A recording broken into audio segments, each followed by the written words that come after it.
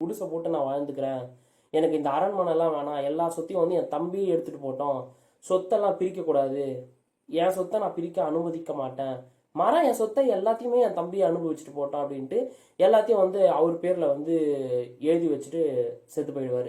But இங்கே தான் twist அடுத்து. இப்போ இந்த ஹீரோவோட இந்த ரஜினிகாந்த் அவர் பார்த்தீங்கன்னா அவரோட இன்ட்ரோ சீனே வந்து ஒரு தைரியசாலி, அவர் வந்து ஒரு மாபெரும் ஒரு தைரியசாலி அப்படின்னு காமிக்கிறதுக்காக வந்து ஒரு புத்துக்குள்ள கை விட்டு பாம்பு எடுக்கிற மாதிரியான சீன் வந்து காமிச்சிருப்பாங்க.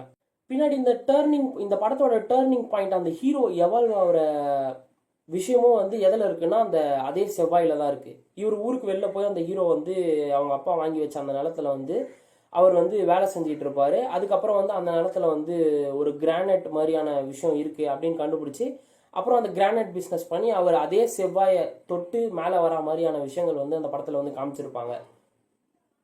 ஸோ இப்போ இங்கே இந்த கர்மா வந்து எப்படி வேலை செய்யுது பாருங்க. இது வந்து பாசிட்டிவாகவும் வேலை செய்யுது, நெகட்டிவாகவும் வேலை செய்யுது.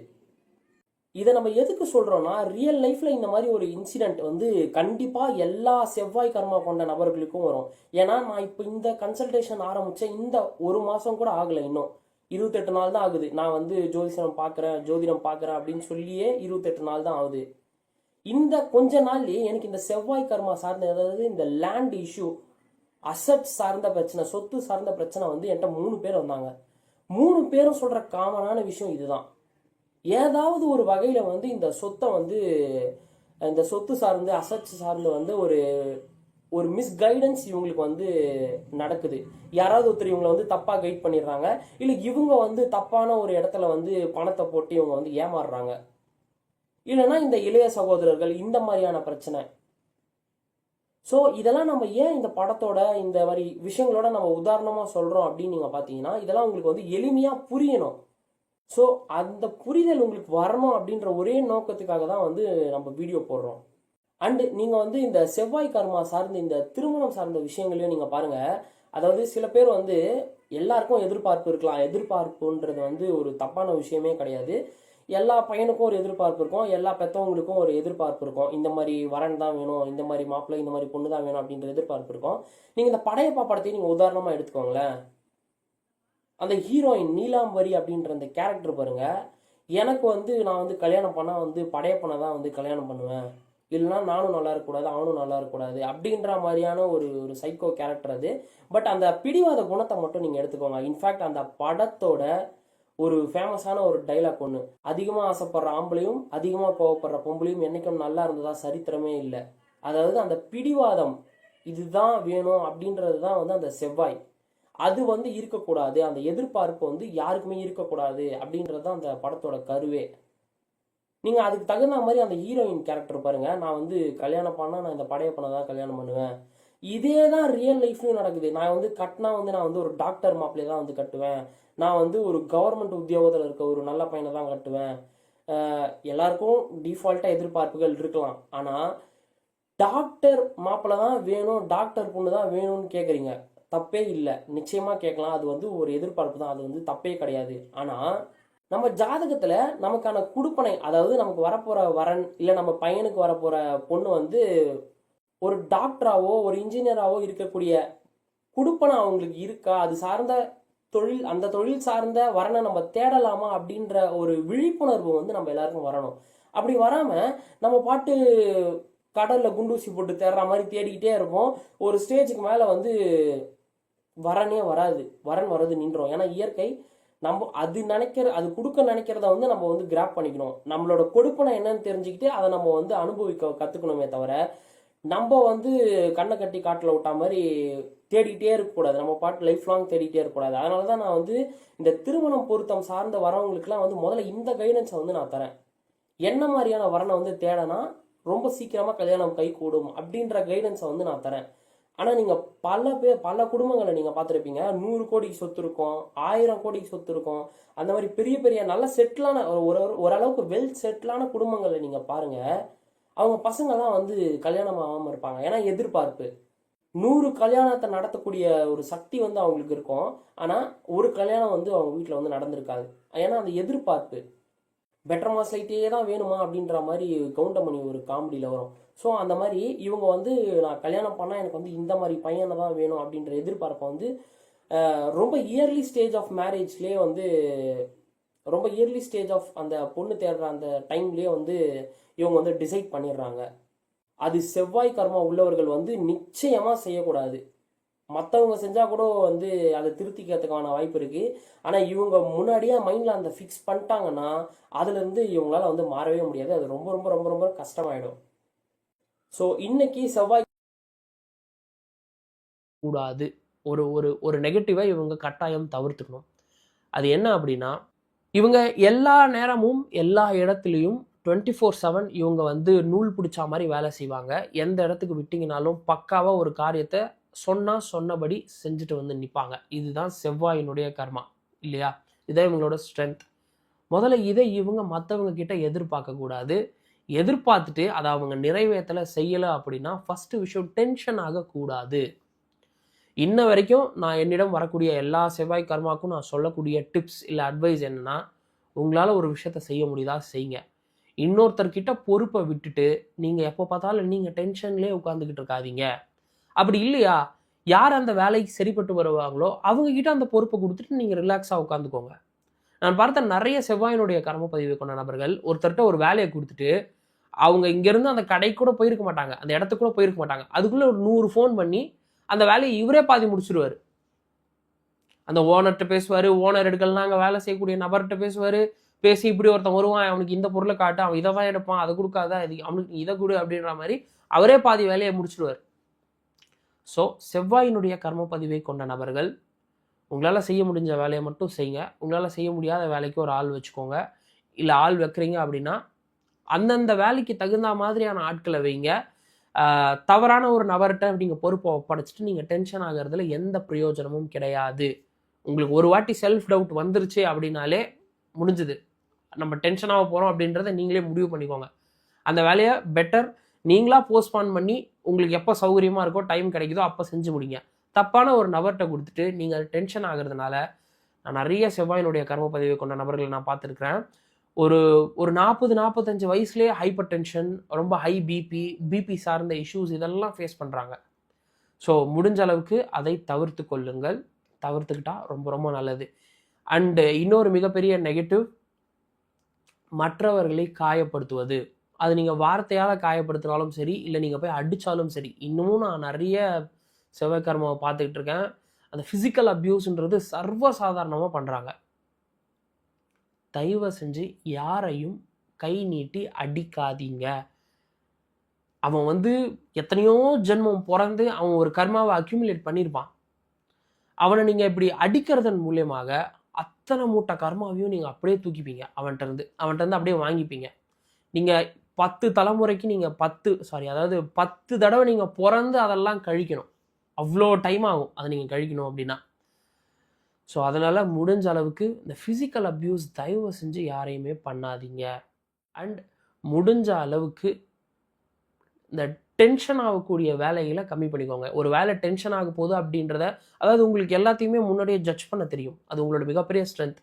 அந்த ஸ்ட்ரென்த்தை பயன்படுத்தி இந்த வேலையை இப்போ செஞ்சால் டென்ஷன் ஆகும், எதுக்கு இதை செஞ்சுக்கிட்டு அப்படின்னு சொல்லி அந்த வேலையை ட்ராப் பண்ணிவிட்டு அந்த வேலையை போஸ்ட்பான் பண்ணிவிட்டு அதுக்கப்புறமா செய்யுங்க. ஒரு வேலையை உடனே கட்டாயமாக செஞ்சே தீரணும் அப்படின்றது அவசியமே கிடையாது. ஸோ அதை மைண்டில் வச்சுக்கோங்க. டென்ஷன் ஆக்குறாங்க சுற்றி உள்ளவங்க, இல்லை ஏதாவது ஒரு விஷயம் டென்ஷன் பண்ணுதுன்னா அந்த வேலையை போஸ்ட்பான் பண்ணுங்கள், இல்லை அதை தள்ளி வைங்க. அதுதான் மிகவும் நல்லது. சரி, இப்போ பரிகாரம், வாழ்வியல் பரிகாரம் அப்படின்னு நம்ம பார்க்கும்போது முதல் விஷயம், செவ்வாயினுடைய கர்மாவுக்கு நான் கொடுக்கக்கூடிய ஒரு மிகப்பெரிய சஜஷன் எது அப்படின்னா, நீங்கள் வேலைக்கு போகிறீங்க, பிஸ்னஸ் பண்ணுறீங்க, என்ன வேணால் பண்ணுங்கள். உங்களோட வேலை நேரம் தவிர்த்து மற்ற நேரங்களில் மற்றவங்களோட கெரியரை அப்லிஃப்ட் பண்ணுறதுக்கு ஏதாவது ஒரு ஹெல்ப் பண்ணுங்கள். சும்மா நாம்காவாசி செய்யக்கூடாது. உண்மையாலே உணர்வு பூர்வமாக அதை செய்யணும். மற்றவர்களோட கெரியரை முன்னேற்றுவதற்கு, அவங்களோட கெரியரில் அவங்க அடுத்தடுத்த லெவல் போகிறதுக்கு அவங்களுக்கு என்ன ஹெல்ப் பண்ண முடியுமோ அதை தயவு செஞ்சு பண்ணுங்கள். நீங்கள் வந்து இதையும் சில பேர் என்ன பண்ணுவாங்கன்னா, அவங்களுக்கு தெரிஞ்ச இடத்துல சும்மா ஒரு வேலையை ரெக்கமெண்ட் பண்ணிட்டு அப்படியே சைலண்ட் ஆகிடுவாங்க. அப்படி இல்லை. கெரியரில் ஒருத்தவங்களை முன்னாடி கொண்டு வர்றது அப்படின்னா, ஒருத்தவங்க ஏதாவது ஒரு ஸ்கில்லை வளர்த்துக்கணும், இல்லை ஏதாவது ஒரு ஸ்கில்லை அவங்களால கற்றுக்க முடியாமல் கஷ்டப்படுறாங்க அப்படின்னா அந்த ஸ்கில்லை நீங்கள் கற்றுக் அவரோட வேலைக்கு அவர் எப்படி இருந்தால் சூட் ஆகும் அப்படின்றத நீங்கள் அவருக்கு சொல்லிக் கொடுங்க. அவரோட வேலை எது எதெல்லாம் டிமாண்ட் பண்ணுதுன்னு சொல்லி அவரை நீங்கள் எக்யூப் பண்ணுங்க, அவரை நீங்கள் அதுக்கு தயார்படுத்துங்க. சும்மா ஒருத்தருக்கு ப்ரொமோஷன் வாங்கி கொடுக்குறதோ ஒருத்தருக்கு டிரான்ஸ்ஃபர் வாங்கி கொடுக்குறதோ உங்கள் தலையெழுத்தை மாற்றவே போகிறது கிடையாது. அதுவும் ஒரு உதவி தான், இல்லைன்னு சொல்ல. ஆனால் அவங்களோட கெரியரில் அவங்கள நீங்கள் அடுத்த லெவல் புஷ் பண்ணுறீங்க, இல்லை அவங்க அடுத்த லெவல் போகிறதுக்கு நீங்கள் நிறைய எஃபர்ட் போடுறீங்க, உடல் உழைப்போ இல்லை மூளை சம்மந்தப்பட்ட உழைப்போ நீங்கள் பண்ணுறீங்க அப்படின்னா அது கொடுக்கக்கூடிய ரிசல்ட் அது உங்களுக்கு கொடுக்கக்கூடிய நன்மைன்றது நீங்கள் நினச்சி கூட பார்க்க முடியாத ஒரு விஷயமா இருக்கும். அண்டு இந்த நிறைய செவ்வாயினுடைய கர்மாவை நீங்கள் பார்த்துருப்பீங்க, சட்டுன்னு வேலையை விடுவாங்க. அதில் எல்லாருக்குமே டக்குன்னு வேலை கிடைக்காது. இதுக்கு முன்னாடி இல்லை அந்த குடும்பத்தில் இருக்கக்கூடிய யாராவது ஒரு நபரை நீங்கள் பாருங்கள், அவங்க யார் வந்து வேலை கேட்டாலும் ஏதாவது ஒரு வேலையை அவங்க ஏற்பாடு பண்ணி கொடுத்துருப்பாங்க. அதனால இந்த செவ்வாய் கர்மாவுக்கு வண்டி ஓடிட்டு இருக்கும். அவங்க குடும்பத்தில் இவர் சட்டுன்னு ரோசப்பட்டு வேலையை விட்டுருவார், யார்கிட்டையும் நிரந்தரமாக வேலை செய்ய மாட்டார். ஆனால் இவருக்கு மட்டும் எப்படி வேலை கிடைக்கும்னே தெரியாது, வேலை கிடைச்சிக்கிட்டே இருக்கும். இது எல்லா செவ்வாய் கர்மாவுக்கும் நடக்காது, சில செவ்வாய் கர்மாவுக்கு மட்டும்தான் நடக்கும். காரணம் என்னன்னு பார்த்தீங்கன்னா, அவங்க ஃபேமிலியில இல்லை அவங்க சைடில் இருக்கக்கூடிய நபர்கள் யாராவது எப்பயுமே யாருக்காவது ஜாப் ரெஃபர் பண்ணிட்டு இல்லை ஏதாவது ஒரு ஹெல்ப்னு வந்து கேட்டாங்கன்னா அந்த கெரியர் சம்மந்தப்பட்டு ஏதாவது ஒரு ஹெல்ப் பண்ணிகிட்டே இருந்திருப்பாங்க. ஸோ அதனால் இந்த கெரியர் சார்ந்த ஹெல்ப்பை மற்றவங்களுக்கு பண்ணுங்கள். அவங்கள நீங்கள் கெரியரில் நீங்கள் அப்லிஃப்ட் பண்ணுறீங்க அப்படின்ற பட்சத்தில் அது உங்களுக்கு மிகப்பெரிய புண்ணியத்தை தரும். அடுத்து செவ்வாய் கர்மா அப்படின்னா இந்த பார்ட்னர்ஷிப். நீங்கள் டைரெக்டாக யாரு கூடயும் பார்ட்னர்ஷிப் போயிடாதீங்க. ஒரு பார்ட்னர் மாதிரி நீங்கள் ஒரு பிஸ்னஸில் ஒருத்தவங்களுக்கு நீங்கள் உங்களுக்கு தேவையான ஒரு விஷயத்தை நீங்கள் அவங்ககிட்ட இருந்து வாங்கிக்கலாம். அது வந்து ஃபீஸாக இருக்கட்டும், இல்லை வந்து பார்த்தீங்கன்னா அது வந்து ஏதாவது ஒரு அமௌண்ட்டாக இருக்கட்டும், இல்லை ஏதாவது ஒரு காரியமாக இருக்கட்டும், உங்களுக்கு என்ன ரிட்டர்ன் தேவையோ அதை நீங்கள் வாங்கிக்கோங்க. பட் ஏன்னா கிட்டத்தட்ட ஒரு பார்ட்னர் மாதிரி அடுத்தவங்களோட பிஸ்னஸை நீங்கள் வந்து மோட்டிவேட் பண்ணி நீங்கள் வந்து அவங்களுக்கு நீங்கள் ஒரு குரு மாதிரி ஒரு கைடு மாதிரி இருக்கீங்க அப்படின்ற பட்சத்தில் அதுவும் உங்களுக்கு ஒரு மிகப்பெரிய நன்மையை தரும். But please understand one thing, ஒரு விஷயத்தை நீங்கள் நல்லா புரிஞ்சுக்கோங்க. There is a limit for each and every thing. நீங்கள் உங்கள் பார்டரை கிராஸ் பண்ணக்கூடாது. நீங்கள் ஒரு மென்டார் மாதிரி இல்லை ஒரு அட்வைசரி ரோலில் மட்டும்தான் நீங்கள் இருக்கணுமே தவிர உங்கள் பார்டரை கிராஸ் பண்ணி நீ இதை செய், நீ இதை செஞ்சால் தான் இது நல்லாயிருக்கும், இப்படி நீ பண்ணக்கூடாது அப்படின்ற மாதிரி you should not force any one. Suggestion கொடுக்குற இடத்துல இருந்து சஜஷன் கொடுத்துட்டு ஒதுங்கிக்கணுமே தவிர செவ்வாயினுடைய கர்மா நீங்கள் போயிட்டு ரொம்ப இன்வால்வ் ஆகிறீங்க, எல்லாத்தையும் தூக்கி தலையில் வச்சுக்கிறீங்க அப்படின்னா நாளைக்கு ஏதாவது ஒரு சின்ன பிரச்சனை நடந்தாலும் எல்லா பழியும் நீங்கள் தூக்கி சுமக்கிற மாதிரி இருக்கும். ஸோ அதை மைண்டில் வச்சுக்கோங்க. உங்கள் லைன், உங்கள் பார்டர் எது அப்படின்றத வரைஞ்சிக்கோங்க. மற்றவங்களோட கெரியருக்கு ஹெல்ப் பண்ணாலும் அது வந்து ஒரு அட்வைசரி ரோல், ஒரு மென்டார் மாதிரி இருக்கணுமே தவிர நீங்கள் போய் உட்கார்ந்து எல்லாத்தையும் அங்கே நிர்வாகம் பண்ணிட்டு இருக்கக்கூடாது. அது உங்களுக்கு சூட்டும் ஆகாது. அடுத்து செவ்வாய் அப்படின்னாலே ஒரு சகோதரன் அப்படின்னு வச்சுக்கலாம், சரிங்களா? ஆணுக்காக இருக்கட்டும் பெண்ணுக்காக இருக்கட்டும் ஒரு பிரதர் ரோல், நீங்கள் ஆணாருங்க பெண்ணாருங்க ஒரு சிஸ்டர் ரோல் இல்லை ஒரு பிரதர் ரோல் அப்படின்றத பண்ணுங்க. அதிலும் குறிப்பாக உங்களுக்கு கீழே இருக்கிறவங்கள தூக்கி விட பாருங்க. நிறைய செவ்வாயினுடைய கர்மாவை நீங்கள் நல்லா நோட்டீஸ் பண்ணி பார்த்தீங்கன்னா அவங்க கூட ஃப்ரெண்டாக இருக்கிறவங்க எல்லாமே சின்ன பையனாக இருப்பான். இவர் பயங்கர மெச்சூர்டாக பயங்கர நாலேஜபிளாக நல்ல டேலண்ட்டாக இருப்பார். ஆனால் இவர் கூட சுற்றுறது யாருமே இவங்களோட ஏஜ் அதிகமாக இருக்கக்கூடிய நபர்களாக இருக்க மாட்டாங்க. எல்லாருமே பெரும்பாலும் இவங்களோட ஏஜ் கம்மியாக இருக்கக்கூடிய நபர்களாக இருப்பாங்க. இது நீங்கள் நிறைய செவ்வாயினுடைய கர்மா கிட்ட நீங்கள் இதை அப்சர்வ் பண்ணலாம். அவங்களுக்கு ஒரு நல்ல பிரதர் மாதிரி இருந்து, லிட்ரலாக ஒரு பிரதர் மாதிரி இருந்து அவங்களுக்கு வந்து நல்லதாக இருக்கட்டும் கெட்டதாக இருக்கட்டும் கூட நின்று நீங்கள் அதை அவங்களுக்கு செய்யும் பட்சத்தில் அதன் மூலமாக நீங்கள் அடையக்கூடிய ஒரு நன்மையும் வந்து மிகப்பெரியது. மறுபடியும் சொல்கிறேன், அவங்களுக்கு சும்மா வந்து தண்டமாக காசு கொடுத்து பழகக்கூடாது. அவங்க தப்பு செய்யும் போதெல்லாம் அதை என்கரேஜ் பண்ணக்கூடாது.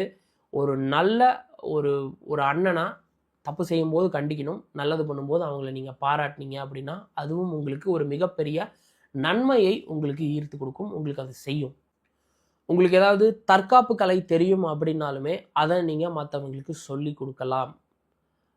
எப்போவுமே நான் அந்த செவ்வாய் கர்மாவுக்கு சொல்லக்கூடிய ஒரு முக்கியமான ஒரு விஷயம் என்ன அப்படின்னு நீங்கள் பார்த்தீங்கன்னா, இவங்களுக்கு ஃப்ரெண்ட்ஸாக இருக்காங்க இல்லை இவங்க வந்து இவங்களோட ரிலேட்டிவ்ஸாக யாராவது இருக்காங்க அப்படின்னாலுமே அவங்களுக்கு ஏதாவது ஒரு பிரச்சனைனா டேரெக்டாக இவங்க ஓடி போய் அதில் குதிச்சிடுவாங்க. டேரெக்டாக அது என்ன ஏதுன்னு ரொம்ப ஆராயாமல் அவங்களுக்கு போய் சப்போர்ட் பண்ண ஆரம்பிச்சிடுவாங்க, இல்லை அவங்க பிரச்சனையை தூக்கி அவங்க தலையில் போட்டுப்பாங்க. இதை செவ்வாயினுடைய கர்ம பதிவு செய்யவே கூடாது. ஒருத்தவங்க கஷ்டப்படுறாங்கன்னா அவங்கள அந்த கஷ்டத்துலேருந்து நிரந்தரமாக வெளியே கொண்டு வர்றதுக்கு அவங்கள நீங்கள் எப்படி தயார்படுத்தணுமோ அந்த வேலையை நீங்கள் செஞ்சீங்க அப்படின்னா அது உங்களுக்கு புண்ணிய கர்மா. ஆனால் அதை விட்டுட்டு சும்மா சும்மா நீங்கள் போய் அடுத்தவங்க பிரச்சனையில் போய் குதிச்சிங்க அப்படின்னா அது உங்களுக்கு பாவத்தை ஈர்த்து கொடுக்கும், பாவத்தை சேர்க்கும். ஸோ இதை மைண்டில் வச்சுக்கோங்க. இந்த பதிவில் செவ்வாயினுடைய கர்மா சார்ந்த வாழ்வியல் பரிகாரங்களை பார்த்தோம். அடுத்த பதிவில் நல்லா போயிட்டு இருக்கக்கூடிய ஒரு கரியரில் தன்னோட ஆர்வ கோளாறின் காரணமாக என்னோட டெவலப்மெண்ட் பத்தல, நான் இன்னும் பயங்கரமாக க்ரோ ஆகணும் அப்படின்னு ஓவர் திங்கிங்னால நல்லா போயிட்டு இருக்கக்கூடிய கரியரை சொதப்பக்கூடிய நபர்கள் யார்? செவ்வாயினுடைய கர்ம பதிவு. இந்த செவ்வாய் அப்படின்னாலே ஓவர் ரெஸ்பான்சிபிலிட்டி அண்டு இந்த கடமை உணர்ச்சி தவறாத ஒரு நபர்கள், கடமை தவறாத நபர்கள் யாருன்னு பார்த்தீங்கன்னா இந்த செவ்வாயினுடைய கர்ம பதிவை கொண்ட நபர்கள். தன்னால் எதுவும் சொதப்பிடக்கூடாது அப்படின்னு ஒரு ஓவர் ரெஸ்பான்சிபிலிட்டி அப்படின்றது வந்து ரொம்ப அதிகம் கொண்ட நபர்கள் இவங்க. இந்த செவ்வாயினுடைய கர்ம பதிவு தவறு செய்கிறாங்கன்னு பார்த்தீங்கன்னா இந்த ஓவர் ரெஸ்பான்சிபிள் நேச்சர் படிக்கிற காலத்திலே இவங்களுக்கு வந்து வந்துடுது. எல்லாருக்கும் முன்னாடி நான் சீக்கிரமாக வேலைக்கு போகணும், சீக்கிரமாக சம்பாதிக்கணும், நான் சீக்கிரமாக இண்டிபெண்ட் ஆகணும். அண்ட் இந்த மாதிரி ஓவர் ரெஸ்பான்சிபிலிட்டியின் காரணமாக படிப்பை டிஸ்கண்டினியூ பண்ண செவ்வாயினுடைய கர்ம பதிவும் வந்து நான் பார்த்துட்டு இருக்கேன். நம்மளோட ஓவர் ரெஸ்பான்சிபிளான இந்த நேச்சர் எப்போவுமே நம்ம இப்போ செய்யக்கூடிய அந்த கரண்ட் ப்ராசஸை கெடுக்கவே கூடாது. எல்லாருக்கும் பேசிக் எஜுகேஷன் அப்படின்றது வந்து இட் இஸ் சர்வசாதாரணமாக 30க்கு மேலே 35 வயசுக்கு மேலே ரொம்ப தாமதமாக திருமணம் பண்ணுறதுன்னு சொல்லுவாங்க இல்லையா, ரொம்ப லேட் மேரேஜ் இல்லைன்னா கல்யாணமே பண்ணாமல் உட்காந்துருப்பாங்க இல்லையா, அந்த மாதிரி பீப்புள் வந்து சர்வசாதாரணமாக அந்த குடும்பம் பரம்பரையில் உண்டு. இது ஒன்று. எந்த குடும்பத்தில் கல்யாணம் பண்ணாமல் இல்லை கல்யாணம் ரொம்ப லேட்டாக பண்ணுறாங்களோ அந்த குடும்பத்தில் பார்த்தீங்கன்னா சர்வசாதாரணமாக கார்த்திகை, பூரம், மூலம், ரேவதி நட்சத்திரம் அந்த குடும்பத்தில் உண்டு. ஒன்று. ரெண்டாவது, இந்த சிவில் இன்ஜினியரிங் சம்பந்தப்பட்ட துறை, ஆர்கிடெக்சர், கன்ஸ்ட்ரக்ஷன், ரியல் எஸ்டேட், இந்த கட்டுமானம் சம்பந்தப்பட்ட துறைகள்லாம் இருக்குது இல்லையா, வீடு சம்பந்தப்பட்டது அல்லது கன்ஸ்ட்ரக்ஷன் சம்பந்தப்பட்டது, கட்டுமானம் சம்பந்தப்பட்ட துறை, இந்த துறையும் வந்து பாத்தீங்கன்னா இதே மரபணு குடும்பத்தை சேர்ந்தது. ஓகேங்களா, ஒண்ணு. அதே மாதிரி மெக்கானிக்கல் இன்ஜினியரிங் சம்பந்தப்பட்ட துறை ஒண்ணு. ரெண்டாவது வந்து இந்த போலீஸ், மிலிட்டரி சம்பந்தப்பட்ட துறை எல்லாம் இருக்கு இல்லைங்களா, இது எல்லாமே வந்து பாத்தீங்கன்னா இந்த கார்த்திகை, பூரம், மூலம், ரேவதி நட்சத்திரம் கொண்ட குடும்பம். அந்த குடும்பத்துக்குள்ளதான் இந்த இது சம்பந்தப்பட்ட அந்த ப்ரொஃபஷனல் சேர்ந்தவங்க இருப்பாங்க. இந்த துறையில ஒருத்தவங்க இருக்கிறாங்கனாலே அந்த பரம்பரையில கார்த்திகை இருக்குது, பூரம் இருக்குது, மூலம், ரேவதி இருக்குதுன்னு அர்த்தம். நம்பர் 1. இதுல நம்ம வந்து அதனுடைய வீரியத்தை தெரிஞ்சுக்கிறதுக்காக நம்ம வந்து 3 விஷயத்தை நம்ம வந்து பார்க்கலாம். 3 ஆஸ்பெக்ட்ல செவ்வாய் கர்மானுடைய வீரியத்தை தெரிஞ்சுக்கலாம். செவ்வாயினுடைய முக்கியமான காரகத்துவங்கள் என்னன்னா வீடு, மனை, வாகனம், சொத்து, சுகம். ஓகேங்களா, சோ ப்ராப்பர்ட்டி, நம்மளுடைய முதலீடுகள் இருக்கு இல்லையா, asset, movable or removable asset, இது எல்லாமே வந்து செவ்வாய் அதனுடைய ரெஸ்பான்சிபிலிட்டி. பிளஸ் திருமணம் வந்து செவ்வாயினுடைய ரெஸ்பான்சிபிலிட்டி, உத்தியோகம் செவ்வாயினுடைய ரெஸ்பான்சிபிலிட்டி. சோ ப்ராப்ளம் அல்லது உங்களுக்கு வந்து பஞ்சாயத்துன்னு வருதுன்னா மெயினா இந்த 3 சம்பந்தப்பட்ட விஷயம் தான். ஒண்ணு மேரேஜ் ஆகாம இருக்கிறது, இல்ல மேரேஜ் டிலே ஆகுறது, வேலை கிடைக்காம இருக்கிறது, கிடைச்ச வேலை நிலைக்காம இருக்கிறது, ப்ராப்பர்ட்டி சம்பந்தப்பட்ட சிக்கல், பிரச்சனை. ஓகே, இதுல யார் யாரையும் எந்தெந்த விஷயத்துல அலர்ட்டா இருக்கணும், அந்த வீரியத்தை வந்து எப்படி உணர்ந்துக்கணும் அப்படின்றத நம்ம சொல்லலாம். 3 விஷயங்களும் அதுல உள்ள அந்த 4 நட்சத்திரத்துக்கும் தனித்தனியா இருக்குமா, எல்லாத்துக்கும் சேர்ந்து அந்த குடும்பத்துல இருக்கக்கூடிய பிரச்சனை. ஓகேங்களா, அந்த குடும்பத்துல யார் யாருக்கு இது இருக்கும் இருக்கு இல்லையா, அதை நம்ம வந்து டிஃபைன் பண்ணலாம், அதை வந்து டிஃபரன்ஷியேட் பண்ண முடியும். யார் யார் இந்த விஷயத்துல கவனத்தோடு இருக்கணும் அப்படின்றத நம்ம வந்து முன்னக்கூடியே சொல்லிடலாம். அதை 1 by 1 இப்ப நான் சொல்றேன். இப்போ இந்த செவ்வாய் கர்மால சொத்து சம்பந்தப்பட்ட விஷயத்துல யார் கவனத்தோடு இருக்கணும் அப்படின்றத ஃபர்ஸ்ட் பார்ப்போம். சொத்து, வீடு, மனை, வாகனம், இதுக்கெல்லாம் ரெஸ்பான்சிபிளான கட்டம் எதுன்னா 4ஆம் பாவம். நம்மளுடைய லக்னத்துல இருந்து 4ஆம் பாவம். யாருடைய ஜாதகத்துல எல்லாம் இந்த லாப பாவம் சொல்றாங்கல்ல, லாப அதிபதி 11ஆம் அதிபதி போய் 4ஆம் பாவத்துல உட்கார்ந்துருந்தா ரொம்ப லாபம், அது அப்படிதான் டிஃபைன் பண்ணுவாங்க. ஓகேங்களா, 4ஆம் அதிபதி 11ல, 11ஆம் அதிபதி 4ல, அப்படி இல்லைன்னா 4ஆம் அதிபதியும் 11ஆம் அதிபதி சேர்ந்து இருக்கிறது ஒரே கட்டத்துல. அப்படி சேர்ந்து இருக்கக்கூடியவங்க இந்த செவ்வாய் கர்மா சம்பந்தப்பட்ட விஷயத்துல, குறிப்பா ப்ராப்பர்ட்டி சம்பந்தப்பட்ட விஷயத்துல ரொம்ப ரொம்ப கவனத்தோடு இருக்கணும். எதுல கவனத்தோடு இருக்கணும்னா பார்ட்டிஷன் ஒண்ணு வருது பாருங்க, அதுல தான் இங்க பிரச்சனையே, அதுல தான் இங்க சிக்கலே. இப்ப யாருக்கெல்லாம் இப்போ ஒருத்தர் வந்து கார்த்திகை நட்சத்திரத்துல பிறந்திருக்காரு சார், இல்ல பூரம்ல பிறந்திருக்காரு, இல்ல மூலம், ரேவதியில பிறந்திருக்காரு, அவருடைய ஜாதகத்துல 4ஆம் வீட்டுல சனி, அப்படி இல்லைன்னா 4ஆம் வீட்டுல 11ஆம் அதிபதி, 4ஆம் பாவம் 4ஆம் அதிபதி கூட எய்தர் சனியோ அல்லது 11ஆம் அதிபதியோ இருந்தாங்க அப்படின்னா அந்த நபர் முடிஞ்ச வரைக்கும் பார்ட்டிஷன் ப்ராப்பர்ட்டியா வாங்க கூடாது. கூட்டு சொத்துன்னு சொல்லுவாங்க இல்லையா, அதை வந்து வாங்க கூடாது. இண்டிவிஜுவல் ப்ராப்பர்ட்டியா வாங்கலாம். அதுக்கு எக்ஸாம்பிள் என்னன்னா அபார்ட்மெண்ட் உங்களுக்கு வந்து பார்ட்டிஷன் ப்ராப்பர்ட்டி தானே. ஓகேங்க, முடிஞ்ச வரைக்கும் அந்த நபர் அபார்ட்மெண்ட் வாங்க கூடாது, வாங்கினா இண்டிவிஜுவல் வில்லாவா வாங்கிக்கணும். ஓகேங்களா, இது ஒன்று. ரெண்டாவது இன்னொரு கண்டிஷன் அப்ளை அப்படின்றது என்னன்னு பார்த்தீங்கன்னா, சில பேர் வந்து கூட பிறந்தவங்களோடவே நீ பாதி காசு போடு நான் பாதி ஃபண்டு போடுறேன், 2 பேரும் சேர்ந்து ஒரு ப்ராப்பர்ட்டி வாங்குவோம்னு சொல்லிட்டு கூட்டா இன்வெஸ்ட் பண்ணுவாங்க இல்லையா, அந்த மாதிரி பண்ணக்கூடாது. இன்வெஸ்ட் பண்ணா அவர் தனியாக பண்ணிக்கணும். சரி சார், அப்படி இன்வெஸ்ட் பண்றதுனால என்ன ப்ராப்ளம்னு பார்த்தீங்கன்னா, நாளைக்கு அவங்களுக்குள்ளேயே பிரச்சனையாகி அந்த ப்ராப்பர்ட்டி வந்து கோர்ட்டு கேஸ் வரைக்கும் போயிட்டோம். பிசினஸா பண்ணாலும் பார்ட்னர்ஷிப்ஸ்ல பண்ணக்கூடாது. ஆமா, இல்ல பிசினஸ் இல்ல, இந்த இன்வெஸ்ட்மெண்ட், அதுவும் குறிப்பா அந்த அசெட் இன்வெஸ்ட்மெண்ட் இருக்கு இல்லையா, அதை வந்து பார்ட்னர்ஷிப்ல பண்ணக்கூடாது. ஓகேங்களா? அது வாங்குறதும் இண்டிவிஜுவல் ப்ராப்பர்ட்டியாக இருக்கணும், இடமா இருக்கட்டும் அல்லது வீடாக இருக்கட்டும், அது இண்டிவிஜுவலாக இருக்கணும். அப்படி பார்ட்டிஷன் ப்ராப்பர்ட்டியாக வந்தால் பின்னாடி இது பிரச்சனையில் போய் முடிய போகுதுன்னு அர்த்தம். ஓகேங்களா? இது ஒரு விஷயம். ரெண்டாவது உத்தியோகம்னு வருவோம். அப்போ இப்போ என்ன எல்லாருக்கும் இந்த வேலை தேடுறதுல இருக்கக்கூடிய பிரச்சனை, வேலை நிலைக்கிறதுல இருக்கக்கூடிய பிரச்சனை, இந்த பிரச்சனையை ரொம்ப ஜாஸ்தி அதனுடைய ப்ரெஷரை ஃபேஸ் பண்ணுறதெல்லாம் யாருன்னு பார்த்தீங்கன்னா, இந்த கார்த்திகை பூரம் மூலம் ரேவதி நட்சத்திரத்தில் யாராவது ஒருத்தவங்க பிறந்திருக்காங்க. அவங்க ஜாதகத்தில் ஒருவேளை இந்த தொழில் ஸ்தானம்னு பார்த்தீங்களா, கெரியரை சொல்லக்கூடிய பாவம் வந்து 2 பாவம், 6, 10. இந்த 2 பாவத்திலையும் 11ஆம் அதிபதி போய் அமர்ந்திருக்காருன்னு வச்சுப்போம். 6, 11 இல்லைன்னா 10, 11 பாவ சேர்க்கை. அப்படி இல்லைன்னா 6ஆம் வீட்டுல சனி, 6ஆம் அதிபதி கூட சனி, 10ஆம் வீட்டுல சனி, 10ஆம் அதிபதி கூட சனி. ஓகேங்களா? அந்த நட்சத்திரத்துல பிறந்து அவருக்கு இந்த மாதிரி ஜாதக அமைப்பு இருக்கு அப்படின்னா, முதல் விஷயம் அவர் எதுல கேர்ஃபுல்லா இருக்கணும்னா, 10th முடிச்சுட்டு +1 +2 குரூப் எடுப்பாங்க. +1 +2 முடிச்சுட்டு காலேஜ்ல கோர்ஸ் சூஸ் பண்ணணும். அந்த கோர்ஸ் தேர்ந்தெடுக்கிறதுன்னு ஒன்று இருக்குது பார்த்தீங்களா, அதுலயே அவர் முதல்ல அதை ப்ரிசைஸ்டா கரெக்டா அவர் வந்து இருக்கணும் முதல்ல. ஏன்னா ஜாதகத்தை பார்த்து கரெக்டான துறை எதுன்னு தேர்வு பண்ணிக்கிறது இன்னும் பெட்டர். அந்த மாதிரி பண்ணாம விட்டுட்டாங்கன்னா என்ன ஆகும் அப்படின்னா, இப்போ இந்த வேலையில்லா பட்டதாரிகளுடைய கூட்டம்லாம் அந்த மாதிரி நிறைய பேர் வேலை கிடைக்காம இருக்கவங்க, வேலை கிடைச்சி நிலைக்காம இருக்கிறவங்க, அந்த மாதிரி இருக்குங்க பார்த்தீங்களா, அந்த செட்டில் இவங்க போய் சேர்ந்துருவாங்க. பிரச்சனை அதுதான். ஓகேங்களா? ஜாப்ல நிலைக்க முடியாமல் இருக்கிறது, இல்லை ஜாப்ல வந்து ஒரு சக்சஸே கிடைக்காம இருக்கிறது, இந்த மாதிரி சிக்கல்கள்லாம் இவங்க எதிர்கொள்ளக்கூடாது அப்படின்னா, நான் சொன்ன இந்த ஜாதக அமைப்பை சேர்ந்தவங்க கரெக்டாக ஃபர்ஸ்ட் ஃபீல்டை சூஸ் பண்ணிடணும்.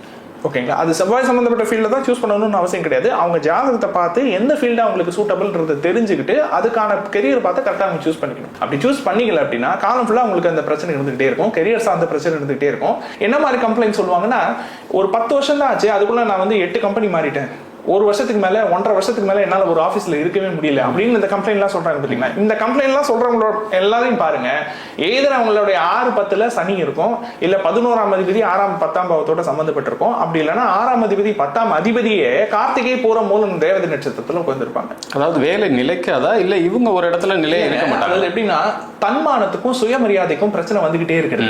ஒண்ணு இவங்க செய்யாத தப்ப வந்து இவங்க செஞ்சதாக அலிகேஷன் வர்றது, ரெண்டாவது இவங்களுடைய வேகத்துக்கும் இவங்களுடைய விவேகத்துக்கும் மத்தவங்களால ஈடு கொடுக்க முடியாம அப்ப மத்தவங்க மேல இருக்கிற பழியெல்லாம் இவங்க மேல வர்றது, மத்தவங்க ஸ்லோவா இருக்கிறதுனால அதுக்கான தண்டனையை தான் அனுபவிக்கிறது.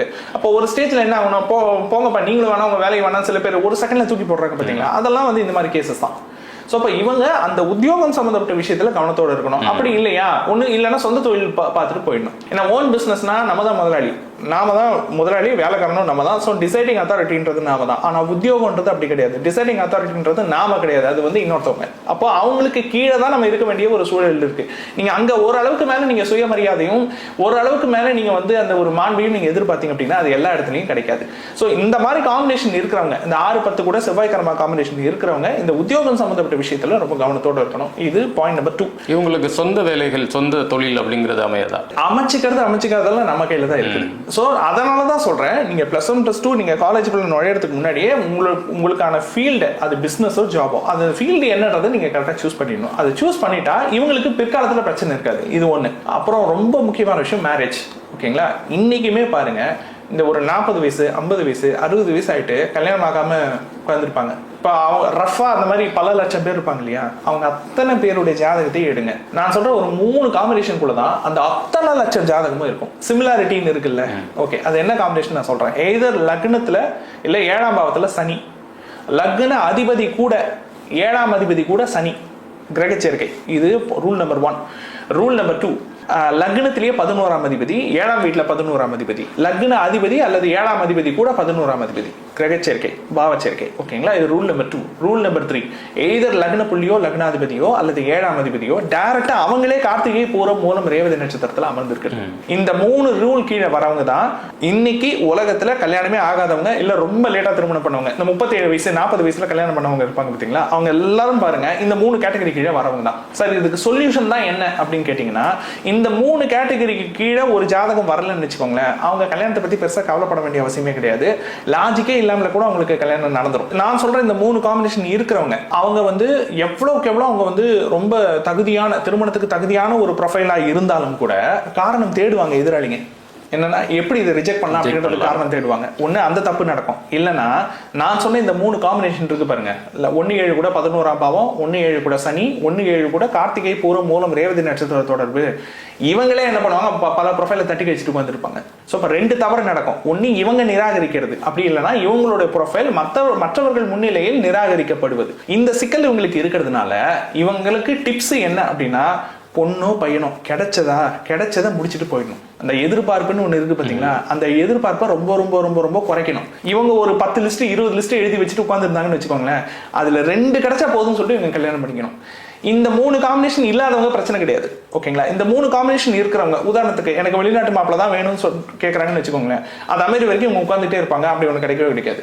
ஓகேங்களா, அதனால அந்த ஒரு எதிர்பார்ப்பை ஃபர்ஸ்ட் இவங்க உடைக்கணும். இவங்க உடைச்சா அதுக்கப்புறம் எதிராளி உடைப்பாங்க. அப்போ இவங்களுக்கு டிப்ஸே என்னன்னா, சீக்கிரம் கல்யாணம் ஆகணும் அப்படின்னா, நல்லவரா மைண்ட் செட் நல்ல நபரா இருக்காங்களா, பழக்க வழக்கங்கள் சரியா இருக்கா, டீ டோட்டலரா இருக்கிறாங்களா, ஒரு ஃபேமிலி ரன் பண்ற அளவுக்கு சம்பாதிக்கிறாங்களா, முடிச்சுட்டு அது சொல்லுவாங்க கும்பிடு போட்டு கல்யாணம் மட்டும் போயிட்டே இருக்கும். அதான் அவங்களுக்கான டிப்ஸ்.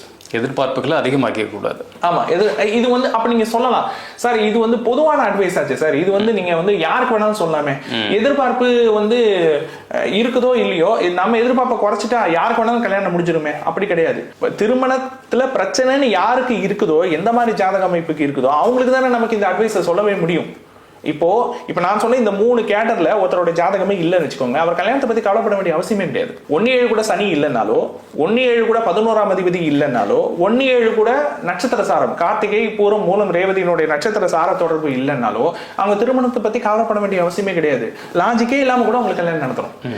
இன்னைக்குமே சார் பல பேர் படிப்பு முடியறதுக்கு முன்னாடியே கல்யாணம் பண்ணிடுறாங்க. பையனுக்கும் அந்த மாதிரி நடக்குது, பெண்ணுக்கும் அந்த மாதிரி நடக்குது. அப்ப லாஜிக்கே இல்லாம கல்யாணம் நடந்துருது. பப்ஜி விளையாடி லவ் பண்ணி எல்லாம் கல்யாணம் பண்ணிக்கிறாங்கல்ல. அப்போ 19-20 வயசு கூட முடியல, மைனர் திருமணங்கள் இன்னமும் நடக்குது. அப்ப அவங்களுக்கு எப்படி நடக்குது கல்யாணம்? ஏன்னா அவங்களுடைய ஜாதகம் என்னன்னு பாத்தீங்கன்னா இந்த கேட்டகரிக்குள்ளேயே இருக்காது, இந்த 3 கேட்டகரிக்குள்ளேயே இருக்காது. இந்த 3 கேட்டகரிக்குள்ள இருக்குன்னா இவங்க எவ்வளவு தகுதிப்படுத்திக்கிறாங்களோ அதுக்கு மேல எதிர்பார்ப்பு இன்னும் ஜாஸ்தி ஆகும். அப்ப இவர்கள் தான் மற்றவங்களை விட அந்த வீரத்தை புரிஞ்சு கொஞ்சம் கவனத்தோட இருந்துக்கணும். அதே மாதிரி சனி கர்மா அப்படிங்கிறது தான். ஓகேங்களா, என்னன்னா செவ்வாய் வந்து வெறும் திருமணத்துக்கு மட்டும் கடவுள் கிடையாது. சுக்கிரனும் செவ்வாயும், சுக்கிரனை விட்டுருங்க, செவ்வாய் வந்து உத்தியோகத்துக்கு கடவுளுங்க. ஓகேங்களா, இன்னொரு முக்கியமான ஒரு விஷயத்துக்கு செவ்வாய் கடவுள். உடன் பிறந்தவங்களோட இருக்கக்கூடிய ரிலேஷன்ஷிப் இருக்கு இல்லையா, நம்மளோட இளைய சகோதரர்கள், மூத்தவங்க கிடையாது, நமக்கு அடுத்து பிறக்கக்கூடிய நபர்கள், ஜூனியர்ஸ், அவங்களுக்கும் நமக்கு இருக்கக்கூடிய ரிலேஷன்ஷிப்க்கு செவ்வாய் வந்து கடவுள். ஓகே, செவ்வாய்க்கு இருக்கக்கூடிய இன்னொரு முக்கியமான காரகத்துவம் என்னன்னா நிலம். நம்ம வீடு மனை சொத்து சுகம்னு சொல்றோம் இல்லையா, அசெட்னு சொல்றோம்ல, ப்ராப்பர்ட்டி, இது வந்து செவ்வாய் தான். சரி, டிஃபால்ட்டா வந்து காலபுருஷனுக்கு முதல் வீடு மேஷம், அதுவே செவ்வாயினுடைய வீடு தான். இந்த செவ்வாயினுடைய கர்மாவை ஒருத்தவங்க துவக்கிட்டாங்கன்னா, ரெண்டாவது அதுல இருந்து அவங்க விடுபடுறது அப்படின்றது இன்னைக்கு இருக்கிறவங்களால முடியாத ஒரு காரியம். எந்த அளவுக்கு நான் சொல்றேன், இப்போ நிலம் வந்து வாங்க விற்க அப்படின்னு ஒரு நடைமுறை முதல்ல வழக்கத்துக்கு வந்துச்சு. ஓகேங்களா, அப்ப நிலத்தினுடைய மதிப்பு எவ்வளவு இருந்துச்சு? 500 ரூபாய் இருக்கும். 50 ரூபாயிலேருந்து 500 ரூபாய் 1000 ரூபாய்லாம் இருந்துச்சு. ஓகே, விதின் ஒரு 10 வருஷம் கூட ஆயிருக்காது. 500 ரூபாய் இந்த இடம் வந்து 5 லட்ச ரூபாய், 25 லட்ச ரூபாய், 30 லட்சம் அப்படின்னு சொல்லிட்டு போச்சா, நிலம் ஏறிச்சா? ஓகே, இந்த விலை யார் தீர்மானிக்கிறது? அரசாங்கம் தீர்மானிச்சதா? இல்ல, அவங்கவுங்க ஒரு விலையை தீர்மானிச்சுக்கிறாங்க. சரி, அந்த விலையை தீர்மானிக்கும் பொழுது அரசாங்கம் நிர்வாகம் அதில் தலையிட்டு, ஏன்பா வெறும் 500 ரூபாய் பொருள் நீங்க வந்து 5 கோடி ரூபாய்க்கு விற்கிறீங்க, இந்த மாதிரி இவ்வளோ ரேட்லாம் நீங்க வந்து ஏற்றக்கூடாது, அதை வந்து ரெகுலரைஸ் பண்ணணும் அப்படின்னு சொல்லிட்டு ஒரு நடவடிக்கை எடுத்திருந்தா இன்னைக்கு வந்து ரியல் எஸ்டேட்ன்றது பெரிய விஷயமா வளர்ந்துருக்காது. ஆமாவா, ரியல் எஸ்டேட்ன்றதை நம்ம ரொம்ப சாதாரணமாக கடந்து போறோம். செவ்வாய் கர்மா அது நல்லா ஞாபகத்தில் வச்சுங்க. இன்னைக்கும் ஒரு மனிதனுடைய 90% வாழ்வினுடைய சேவிங்ஸும் பொருளாதாரமும் ரியல் எஸ்டேட்ல தான் போகுது. ஒரே ஒரு ப்ராப்பர்ட்டி வாங்குறதுக்காக வாழ்க்கை முழுதும் கடனாளி ஆகிறாங்க இன்னி வரைக்கும். ஆமாவா, அது வந்து ஒரு தனி ப்ராப்பர்ட்டியா இருந்தா கூட பரவாயில்ல, வெறும் அபார்ட்மெண்ட் வாங்குறதுக்கு 75 லட்சம், 1.5 கோடி, 2 கோடி, அதுலயும் முறைகேடுகள் நடக்குது, அது வேற விஷயம். ஓகேங்களா? ஆனா முதல்ல அந்த மதிப்புன்னு ஒண்ணு இருக்கு பாருங்க. இங்க பக்கத்துல தண்ணி இருக்கு, பக்கத்துல ஷாப்பிங் காம்ப்ளெக்ஸ் இருக்கு, நீங்க கூவி கூவி கூவி கூவி விக்கிறீங்கல்ல, வெறும் 1.5 லட்ச ரூபாய் மதிப்பு கொண்ட பொருள் அதை நீங்க 15 கோடி ரூபாய்க்கு விக்கிறீங்க. அந்த அளவுக்கு நீங்க மார்க்கெட்டை கொண்டு வந்து விட்டுட்டீங்க. ஓகே, அப்போ இந்த அளவுக்கு இப்ப மார்க்கெட் வந்துடுச்சு. ஆனா உண்மையாவே அந்த நிலத்துக்கு அரசு நிர்ணயித்த மதிப்புன்னு ஒண்ணு இருக்கு பாருங்க, அது வெறும் 3 லட்சம் தான் இருக்கும், அது வெறும் 5 லட்சம் தான் இருக்கும். ஆனா அதுக்குள்ள அந்த டிரான்சாக்ஷன் நடந்துருந்துச்சு அப்படின்னா இன்னைக்கு எல்லார் கையிலயும் சேமிப்பு இருந்திருக்கும். கரெக்டா? இன்னைக்கு யாரும் வந்து இப்ப ஏழை பணக்காரன்ற மாதிரி இன்னைக்கு யாரும் இருந்திருக்க மாட்டாங்க. எல்லாரும் என்ன சொல்லுவாங்க, விலை மதிக்க முடியாத விஷயம் தங்கம்னு. தங்கத்தை விட முதலீடு அதிகமாக, பணப்புழக்கம் அதிகமாக இருக்கக்கூடிய ஃபீல்டு வந்து ரியல் எஸ்டேட். ஓகேங்களா? இப்ப செவ்வாய் கர்மா தானே, நீங்க நல்லா கவனிச்சு பாருங்க. இந்த ரியல் எஸ்டேட் சம்பந்தப்பட்ட ஃபீல்ட்ல புரோக்கரேஜ் ஒர்க் எல்லாம் பார்ப்பாங்கல்ல. ரெண்டாவது, ஒரு புறம்போக்கு நல்லா இருக்கும், கவர்மெண்ட் கிட்ட போய் பர்மிஷன் வாங்குவாங்க, பர்மிஷன் வாங்கி கன்வெர்ட் பண்ணுவாங்க, அபார்ட்மெண்ட்டை போடுவாங்க, கோடி கோடியா வித்துட்டு போயிட்டே இருப்பாங்க. இந்த மாதிரி எல்லாம் பண்றாங்க இல்லையா? அப்ப பெரிய பணம் சுருட்டப்படுது. கரெக்ட் தானா? அந்த ஃபேமிலி இருக்கு இல்லையா, அந்த ஃபேமிலியில பாத்தீங்கன்னா சர்வசாதாரணமாக கல்யாணமே பண்ணிக்காதவங்க, கல்யாணமே ஆகாதவங்க, திருமண வாழ்க்கை சரியில்லாதவங்க, சகோதரர்களோட எப்ப பாரு சண்டை போட்டுக்கிட்டே இருக்கிறவங்க, அடிதடி பிரச்சனையில அடிக்கடி மாற்றவங்க, ஓகேங்களா, அப்புறம் வேலையே கிடைக்காம இருக்கிறவங்க, இந்த மாதிரி செவ்வாய் காரகத்துவத்தால பாதிக்கப்பட்டவங்க அந்த பரம்பரை முழுவதும் தொடர்வார்கள். இப்ப எனக்கு தெரிஞ்ச ஒருத்தர், அவர் ரியல் எஸ்டேட் ஏஜென்டா தான் இருக்கிறாரு. அவர் எனக்கு தெரிஞ்ச ஒரு 1000 பேருக்கு பட்டா வாங்கி கொடுத்துருப்பாரு. அவர் வாங்கின நிலத்துக்கு பட்டா கிடைக்கல இன்ன வரைக்கும். நான் என்ன கேட்கறேன், நீங்க 1000 பேருக்கு நீங்க பட்டா வாங்கி கொடுத்தீங்களா ஈஸியா? அப்படி ஒரு ஆஃபீஸ்க்குள்ள போயிட்டு ஒரு இன்ஃப்ளூயன்ஸ்ல நீங்க பட்டா வாங்கி கொடுத்தீங்களே, நீங்க வாங்கி 10 வருஷமா 15 வருஷமா ஒரு நிலம் போட்டு வச்சிருக்காரு, அந்த நிலத்துக்கு பட்டா கிடைக்கல. இது கர்மா இல்லாம நீங்க என்னன்னு சொல்வீங்க? சிம்பிளா நம்ம சொல்லிடுறோம்ல, கர்மாச பூமரங்க. அப்படின்னா பூமரங்னா என்னன்னு தெரியணும்ல.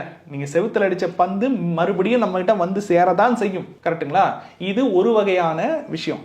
ஒரு கர்மா ஆரம்பிக்குது. சரி, இன்னைக்கு இந்த கர்மாவை சரி செய்ய முடியுமானா சரியே செய்ய முடியாது. ஏன் சரி செய்ய முடியாது அப்படின்னா, ஒருத்தர் 75 லட்ச ரூபா கொடுத்து ப்ராப்பர்ட்டி வாங்கிட்டாரு. இன்னைக்கு அவர் நேர்மையா இருக்கணும்னு நினைச்சாலும் முடியாது. ஏன் நினைச்சா முடியாது? இன்னைக்கு அவர் நேர்மையா இருக்கணும்னு வச்சுக்கோங்க, அவர் 5 லட்ச ரூபாய்க்கு அந்த ப்ராப்பர்ட்டி விற்கணும். 75 லட்ச ரூபா கொடுத்து அந்த ப்ராப்பர்ட்டி வாங்கினவர் எப்படி 5 லட்ச ரூபா கொடுத்து அந்த ப்ராப்பர்ட்டி விற்பாரு? அப்போ தப்பு எப்படி ஒரு செயின் லிங்க் மாதிரி மாட்டிக்கிச்சு பாருங்க. அப்ப முதல்ல ஒருத்தவங்க ஆரம்பிக்கிறாங்க பாருங்க, அப்பவே சரி பண்ணணும். ஓகேங்களா? அது சரி பண்ணாம விட்டு விட்டு விட்டு விட்டு விட்டு அதை சரியே பண்ண முடியாது, இதுதான் நடைமுறைன்ற மாதிரி ஒரு சூழல் வந்துருச்சு இல்லையா? அந்த நடைமுறையை நீங்க உடைக்கணும்னா அதுக்கு உங்களுக்கு மிகப்பெரிய தியாக மனப்பான்மை வேணும். இது வரைக்கும் நான் சேர்த்த பாவ மூட்டை எல்லாம் போதும், இதோட நான் இதை உடைக்கிறதுக்கு ட்ரை பண்றேன், அதனால நான் இனிமே நேர்மையா தான் நான் நடந்துப்பேன் அப்படின்ற ஒரு நிலைப்பாடு வேணும். அந்த நிலைப்பாடு எல்லார்கிட்டையும் இருக்குன்னு நீங்க நினைக்கிறீங்களா? ஒருவேளை இஃப் சப்போஸ் இப்போ நீங்க சொல்லியிருந்தீங்க என்ன பரிகாரம்லாம் ஒன்றும் பெருசா ஒன்றும் கிடையாது. சைக்காலஜிக்கல் பரிகாரம் ஒன்று தான். அவங்களுக்குள்ள இருக்கக்கூடிய ஆங்ஸைட்டியை கண்ட்ரோல் பண்ணணும், அவ்வளவே தான். சப்போ இதுக்கும் இப்போ நான் வந்து ஜஸ்ட் படத்தை வச்சு நான் வந்து எக்ஸாம்பிள் சொன்னேன். 4, 7, 8, 12 செவ்வாய் இருக்கிறதுன்னு சொல்லுவாங்களே, அதுக்கும் இப்போ நான் பேசுகிற சிலபஸ்க்கும் சம்மந்தமே கிடையாது. இப்போ சொல்லுங்க, ப்ராக்டிக்கலாக எது கரெக்டாக இருக்கு? இந்த 4 நட்சத்திரங்களுக்கு டிஃபால்ட்டாகவே செவ்வாய் கர்மா உண்டு. அப்போ உடனே இவங்க செவ்வாய் கர்மான்னு நான் சொல்லிட்டேன்னா மறுபடியும் அவங்க எங்கே போவாங்கன்னா செவ்வாய் பிளானட்டை நோக்கி தான் போவாங்க. அவங்க ஜாதகத்தில் செவ்வாய் எங்கே இருக்குன்னு பார்ப்பாங்க. அதுதான் இடியாட்டிக் நான்சென்ஸ்ன்னு சொல்கிறேன். செவ்வாய் கர்மா இருக்குன்னா செவ்வாய்க்கான மீடியம் என்னென்னு பாருங்க. என்னென்ன மீடியம்? இளைய சகோதரருக்கான ரிலேஷன்ஷிப், உத்தியோகம், ஓகேங்களா, இந்த வேலையில்லா பட்டதாரிகள் இருக்காங்க இல்லையா, அடிக்கடி ஜாப் மாறிட்டே இருக்கிறது, ஜாப் கிடைக்காம இருக்கிறது, அந்த மாதிரியான நிலைமை, போலீஸு மிலிட்ரி, ஓகேங்களா, அடிதடி சண்டை தகராறு, எல்லாத்த விட சொத்து. இந்த மீடியம் இருக்கு இல்லையா, இந்த மீடியம்ல இந்த 4 நட்சத்திரக்காரர்களும் கவனத்தோடு இருக்கு. நான் பார்க்குற இந்த பல செவ்வாய் கர்மாவை சேர்ந்தவங்க ஈஸியா மற்றவங்களை ரிஜெக்ட் பண்ணிடுறாங்க. ஓகேங்களா? ஆனா அவங்களால ஒரு ரிஜெக்ஷனை ஃபேஸ் பண்ண முடியல. வரன்னு போதிய வருமானம் இல்லை, போதிய சம்பளம் இல்லை, வர மாப்பிள்ளை வெள்ளையா இல்லை, இல்லை பொண்ணு வந்து கருப்பா இருக்கிறாங்க, இல்லை ஏதோ அந்த மாதிரி ஏதோ ஒரு அவங்களுக்கு வந்து இங்கிலீஷ் பேச தெரியல, ஒரு ரீசனே இருக்காது, ஒரு ப்ராப்பர் ரீசனே இருக்காது, ஒன்றும் இல்லாத ஒரு சில்லி ரீசனுக்காக நீங்க வரவங்களை ரிஜெக்ட் பண்றீங்களே, அப்ப அதே மாதிரி ஒண்ணுமில்லாத விஷயத்துக்காக உங்களை ரிஜெக்ட் பண்ணா உங்களுடைய மனநிலை எப்படி இருக்கும்? அதை சிந்திச்சு பார்க்கறது கிடையாது யாரும். ஓகேங்களா? எப்பொழுதுமே நம்ம செய்யற ஒரு விஷயம் நமக்கு திரும்ப நடந்தா நமக்கு எப்படி இருக்கும் அப்படின்றத நம்ம யோசிச்சிட்டோம்னா கர்மானுடைய வீரியம் என்னன்றது நமக்கு தெரிஞ்சிடும். அப்படி எல்லாரும் யோசிச்சிட்டாங்கன்னா யாரும் தப்பு பண்ண மாட்டாங்க. அப்படி யோசிக்கிறதுனால பல பேர் வந்து ஆழம் தெரியாம காலை விட்டுறாங்க, பல பேர் அவங்களுக்கே தெரியாம பல தவறுகளை பண்ணிடுறாங்க, பண்ணிட்டு பின்னாடி ரொம்ப கஷ்டப்படுறாங்க. வணக்கம் அனைவருக்கும், நான் ராகுல் சிங்காரவேல். செவ்வாயினுடைய கர்ம பதிவை கொண்டவர்கள் பார்ட்னர்ஷிப் பிசினஸ் பண்ண வேண்டாம் அப்படின்றது ஏற்கனவே மரபணு ஜோதிடத்தில் இருக்கக்கூடிய ஒரு ரூலா இருக்கு. பட் அவங்க என்ன மாதிரி பிரச்சனையை சந்திக்கிறாங்க அப்படின்னு நான் சில விஷயம் அப்சர்வ் பண்ணிருக்கேன். அது சம்பந்தப்பட்ட டீடைல்ஸ் உங்களோட இந்த பதிவுல நான் பகிர்ந்துக்கிறேன். அவங்க சந்திக்கக்கூடிய முதல் இஷ்யூ என்னன்னு பாத்தீங்கன்னா, செவ்வாய் கர்மா கொண்ட நபர்கள் they are very fast in doing things and they are very perfect in doing things. ஆனா அதே பர்ஃபெக்ஷனையும் அவங்கள மாதிரியே பார்ட்னர் இருக்கணும் அப்படின்றதையும் எதிர்பார்க்க முடியாது இல்லையா? சோ அங்கதான் ஃபர்ஸ்ட் பிரச்சனையே உங்களுக்கு ஆரம்பிக்குது. ரெண்டாவது காரணம் என்னன்னு பாத்தீங்கன்னா, செவ்வாயினுடைய கர்ம பதிவை கொண்ட நபர்கள் they are very strong characters and at the same time அவ்வளோ சீக்கிரம் வந்து ஒரு மாதிரி அடாப்ட் பண்ணி போக மாட்டாங்க. ஏன்னா அவங்களோட ஸ்டாண்ட்ல அவங்க ரொம்ப தெளிவாகவும் ரொம்ப ஸ்ட்ராங்காகவும் இருக்கிறதுனால இந்த பார்ட்னர்ஷிப்னு வரும்போது நம்ம சில விஷயங்களை அட்ஜஸ்ட் பண்ணி விட்டு கொடுத்து தான் போனோம். இவங்களுக்கு அந்த நேச்சர் இல்லாதனால நிறைய இடத்துல அதனால பிரச்சனைகள் வருது. அண்ட் மூணாவது, இதுதாங்க ரொம்ப முக்கியமான பிரச்சனை. எந்த ஒரு ஒர்க்கா இருந்தாலும் அதுல எக்ஸ்ட்ரா ஹார்ட் ஒர்க் போடக்கூடிய ஒரு ரொம்ப கமிட்மெண்டோட ரொம்ப கமிட்டடான ஒரு பர்சன் இவங்க. ஒரு ஸ்டேஜுக்கு மேல பார்ட்னர் இதை பார்த்துட்டு நல்லா இவங்க தலையில மிளகா அரைக்கிறாங்க. அவங்க ஒரு வேலையும் செய்யறது கிடையாது. பரிகாரம் அப்படின்னு நம்ம பார்க்கும்போது முதல் விஷயம், செவ்வாயினுடைய கர்மாக்கு நான் கொடுக்கக்கூடிய ஒரு மிகப்பெரிய சஜஷன் எது அப்படின்னா, நீங்க வேலைக்கு போறீங்க, பிசினஸ் பண்றீங்க, என்ன வேணா பண்ணுங்க. உங்களோட வேலை நேரம் தவிர்த்து மற்ற நேரங்களில் மற்றவங்களோட கெரியரை அப்லிஃப்ட் பண்றதுக்கு ஏதாவது ஒரு ஹெல்ப் பண்ணுங்க. அவங்க அடுத்த லெவல் போறதுக்கு நீங்க நிறைய எஃபர்ட் போடுறீங்க, உடல் உழைப்போ இல்ல மூளை சம்பந்தப்பட்ட உழைப்போ நீங்க பண்றீங்க அப்படின்னா அது உங்களுக்கு கொடுக்கக்கூடிய நன்மைன்றது நீங்க நினைச்சு கூட பார்க்க முடியாத ஒரு விஷயமா இருக்கும். அடுத்து செவ்வாய் கர்மா அப்படின்னா இந்த பார்ட்னர்ஷிப். நீங்கள் ஒரு பிஸ்னஸில் ஒருத்தவங்களுக்கு நீங்கள் உங்களுக்கு தேவையான ஒரு விஷயத்தை நீங்கள் அவங்ககிட்ட இருந்து வாங்கிக்கலாம். அது வந்து ஃபீஸாக இருக்கட்டும், இல்லை ஏதாவது ஒரு காரியமாக இருக்கட்டும், உங்களுக்கு என்ன ரிட்டர்ன் தேவையோ அதை நீங்கள் வாங்கிக்கோங்க. பட் ஏன்னா கிட்டத்தட்ட ஒரு பார்ட்னர் மாதிரி அடுத்தவங்களோட பிஸ்னஸை நீங்கள் வந்து மோட்டிவேட் பண்ணி நீங்கள் வந்து அவங்களுக்கு நீங்கள் ஒரு குரு மாதிரி ஒரு கைடு மாதிரி இருக்கீங்க அப்படின்ற பட்சத்தில் அதுவும் உங்களுக்கு ஒரு மிகப்பெரிய நன்மையை தரும். வாழ்வியல் பரிகாரம், உடல் ஆரோக்கியம், அதை நம்முடைய ஜாதகத்தின் மூலியமாக நமக்கு வரவிருக்கக்கூடிய